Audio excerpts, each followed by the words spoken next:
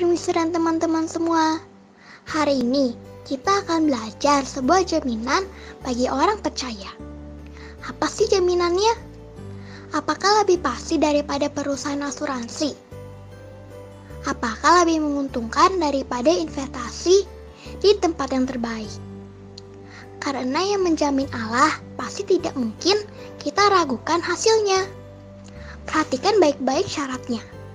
Yuk kita mendengarkan firman Tuhan tentang jaminan orang percaya dari Kejadian pasal 47. Allah Bapa kami yang kami sembah dan muliakan di bumi ini, kami berterima kasih buat pemeliharaan-Mu atas makanan, minuman, semua kebutuhan kami, mengingatkan kami atas cinta kasih serta janji-Mu yang tak berkesudahan. Kiranya Tuhan memberkati orang-orang yang sudah menyediakan semua kebutuhan kami. Dan kami juga berdoa untuk para petani dan peternak, untuk semua orang yang bekerja keras, mempersiapkan segala hal untuk kepentingan orang di dunia ini. Kiranya semuanya itu membuat kami bersyukur atas pemeliharaan-Mu, sehingga kami boleh memuliakan nama Tuhan dengan segala yang Tuhan sediakan. Di dalam nama Tuhan Yesus, sumber segala berkat, kami berterima kasih. Amin. Kejadian 47 ayat 29-30. Ketika hampir waktunya bahwa Israel akan mati, dipanggilnyalah anaknya Yusuf dan berkata kepadanya, "Jika aku mendapat kasih-Mu, letakkanlah kiranya tangan-Mu di bawah pangkal pahaku, dan bersumpahlah bahwa Engkau akan menunjukkan kasih dan setia kepadaku.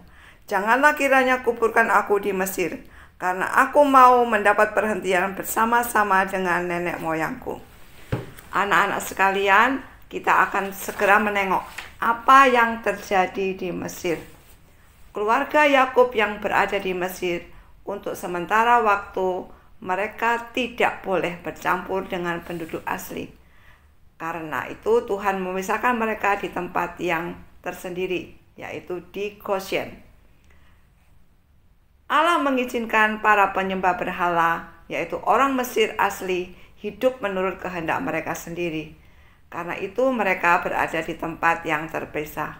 Walaupun mereka tetap diberkati dengan berbagai kebaikan. Nah, kita sering melihat ya, Tuhan memberikan matahari dan semua berkat kepada orang yang baik dan orang yang jahat, kepada penyembah berhala dan orang yang menyembah Tuhan Yesus. Tetapi tidak sama kehadiran keluarga Yakub di Mesir dengan kehadiran orang percaya atau gereja pada zaman sekarang. Karena saat ini Yesus sudah memberikan anugerah keselamatan kepada manusia. Saat ini Allah tidak lagi membiarkan orang tidak percaya mengikuti jalan mereka sendiri. Karena Allah sudah membuka perjanjiannya bagi semua orang, bukan hanya spesifik untuk orang Israel. Nah, para pemirsa sekalian, jangan bingung.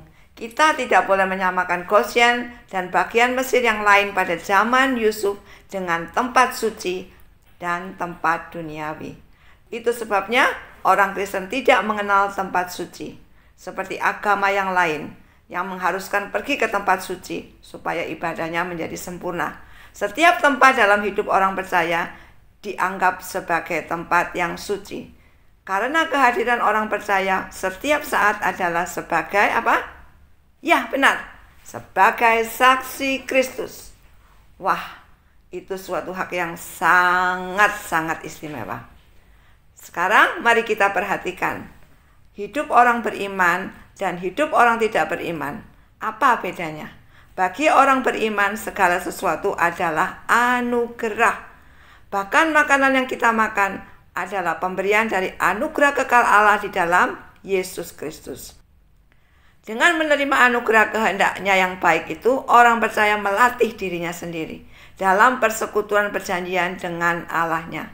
Karena makanan pun, minuman, pakaian, sekolah, dan segala sesuatu itu yang kita terima diperoleh dari tangan Kristus. Sama seperti bangsa Israel menerima makanan mereka di Goshen dari tangan Yusuf. Tentunya Yusuf sangat bersyukur karena dia dipilih Allah untuk menjadi lambang Kristus, di mana dia diperbolehkan untuk mempersiapkan tempat bagi keluarga ayahnya di Mesir. Bersyukur karena dipilih dan bukan menjadi alasan untuk menjadi sombong. Karena itu tidak ada syarat bagi Yusuf dan bagi orang percaya. Keluarga Yakub merupakan kepedulian utama Yusuf. Di tempat yang asing itu, Yusuf bisa menyediakan kebutuhan dari keluarga, ayah, dan semua saudaranya. Nantinya, Kristus akan menyediakan kebutuhan utama. Kebutuhan yang jauh lebih penting daripada makanan, pakaian, pendidikan, dan segala sesuatu. Kebutuhan atas kelepasan manusia dari dosa, iblis, dan maut atau kematian. Manusia seringkali menganggap bahwa kebutuhan itu bukan kebutuhan utama. Tetapi manusia yang dipilih Tuhan pasti tahu bahwa masalah manusia yang paling utama adalah lepas dari dosa, iblis, dan maut. Sekalipun Mesir telah menjadi tempat tinggal bagi Yakub dan keluarganya, dan di sana semua kebutuhan jasmani mereka sudah terpenuhi, tetapi hati Yakub tetap berada di Kanaan, di negeri perjanjian itu. Ketika Yakub merasakan bahwa dia hampir meninggal, dia memanggil Yusuf serta memintanya untuk bersumpah agar dia dikuburkan di Kanaan, bukan di Mesir. Kenapa demikian? Pemakaman Yakub di Kanaan menyatukan keturunannya dengan negeri perjanjian itu dan menjadi tanda bahwa mereka kelak akan mewarisi negeri itu. Yusuf pun bersumpah akan melakukan permintaan ayahnya. Karena Allah menjadikan Yusuf sebagai pemelihara hidup bagi keluarga Yakub, maka Yusuf pun akan berusaha supaya kuburan Yakub berada di antara bangsanya sendiri. Yakub percaya akan berkat di masa depan bagi keturunannya.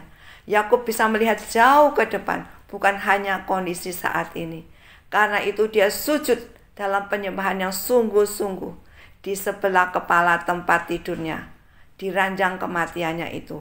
Bagian Yakub atas negeri perjanjian melalui keturunannya terjamin dalam janji Allah. Perhatikan ya, janji Allah menjadi kunci bagi semua orang percaya. Sumpah Yusuf membuat Yakub merasa lebih mantap. Dia lebih yakin akan hal itu. Nah, anak-anak sekalian, jika kita beriman sungguh-sungguh terhadap janji Allah, maka bagian kita untuk hidup di surga bersama-sama orang kudus juga akan terjamin. Maukah kita beriman terhadap janji Allah? Janji Allah adalah ya dan amin. Marilah kita bersyukur terhadap Tuhan yang memberikan kita janji dan pasti akan merealisasi janjinya itu. Amin. Bersyukur dan bersyukur ya teman-teman. Semuanya karena saat ini Allah telah membuka pintu. Ya, pintu anugerah melalui Tuhan Yesus sendiri. Sehingga segala bangsa dapat menerima keselamatan asal percaya kepada Yesus Kristus. Bagaimana caranya? Dengan beriman, maka bagian kita di antara orang-orang kudus pasti terjamin. Namun tidak mudah. Supaya lebih jelas, besok baca dulu dari Kejadian 48 ayat 1-20. Dadah.